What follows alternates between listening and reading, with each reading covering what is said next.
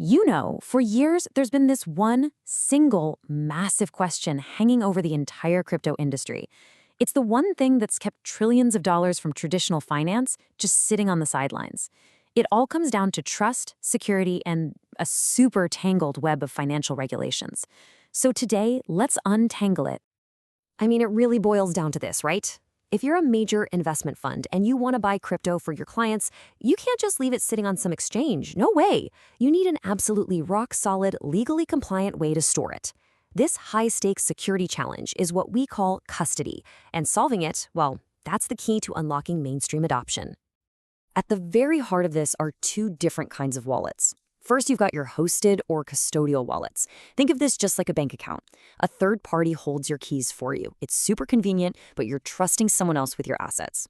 Then you have unhosted or non-custodial wallets. This is like cash in your pocket or in a safe at home. You hold your own keys. You have total control, but you also have total responsibility. And for the big institutions, that kind of personal responsibility is just a complete non-starter. They need a qualified third party. And that, my friends, is where things got really complicated. For years, the whole financial industry was just stuck in what everyone called a regulatory gray zone. The old rulebook just wasn't built for this new technology, and it created this huge cloud of uncertainty for anyone who wanted to get involved.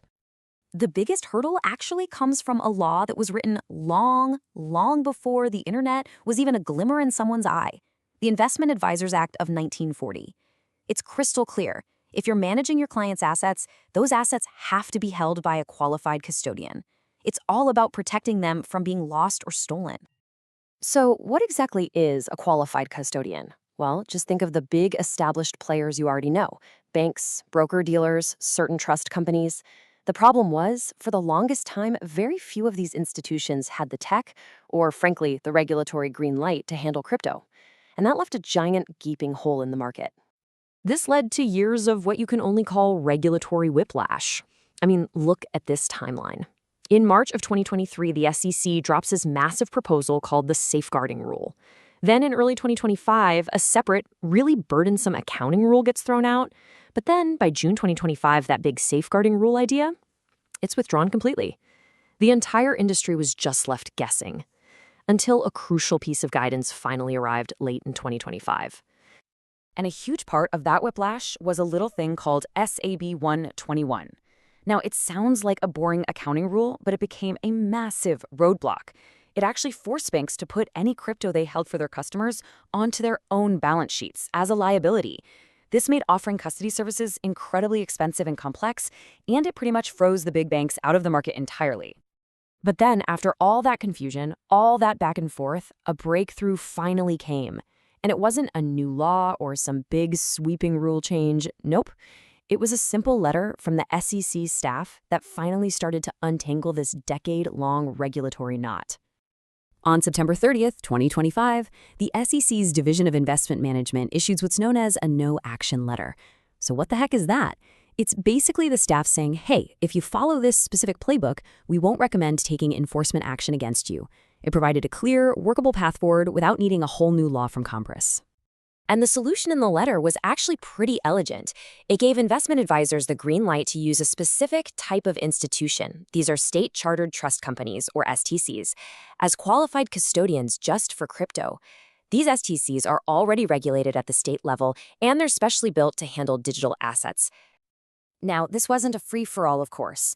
The letter laid out a very strict three-step process. First, advisors have to do their homework. Deep due diligence, verifying the STC is authorized, and poring over its audit reports.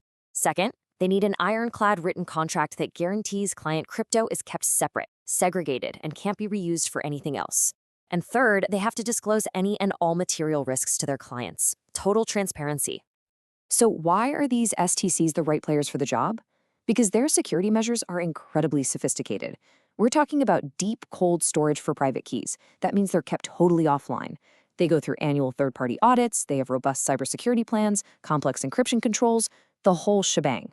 And all of that is happening while they're being supervised by state banking authorities. And this move was widely praised. SEC Commissioner Hester Pierce called it an encouraging development that finally brought clarity to that long-standing regulatory gray zone. It was a really clear signal that regulators were finding a practical way to let the industry move forward and do it safely. But look, solving the custody issue isn't just about letting hedge funds buy Bitcoin. It's happening alongside a much, much bigger trend, the blockchainification of the entire traditional financial system. This is a huge shift. And to understand just how big this shift really is, consider this. At the very same time regulators were figuring out crypto custody, the DTCC, that's the Depository Trust and Clearing Corporation, the massive central plumbing of the entire US stock market, they announced they're launching their own blockchain service. I mean, it doesn't get more mainstream than that. And just look at what they're putting on the blockchain. We're not talking about some obscure digital coins here. We're talking about tokenized versions of the Russell 1000 stock indices, major ETFs, and even US Treasury bonds. These are the absolute bedrock assets of the entire global financial system.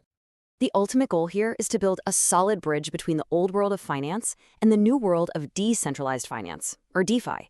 Because when you put traditional assets on a blockchain, you can unlock all kinds of innovations like 24/7 trading, way more efficient settlement, and programmable financial instruments.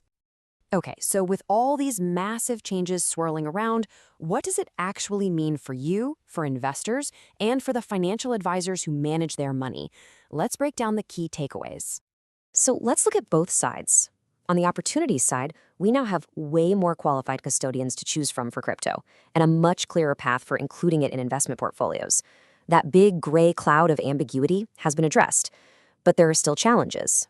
Advisors now have a much heavier compliance and due diligence burden.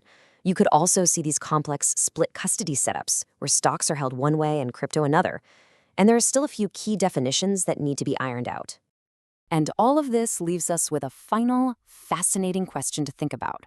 Is this new clarity around custody signaling the end of crypto's chaotic Wild West days, or are we actually witnessing something much bigger, the very beginning of a new integrated financial system where the lines between traditional and digital assets just blur into one?